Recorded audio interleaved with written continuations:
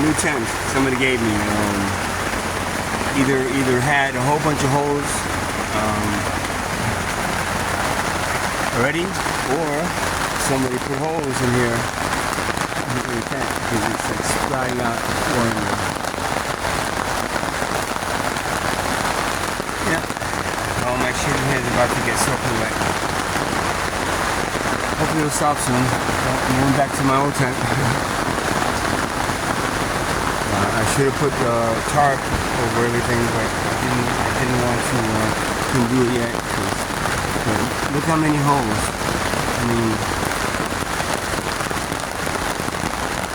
so either the tent that was given to me had a whole bunch of holes in it already, or somebody, after I put it up, somebody came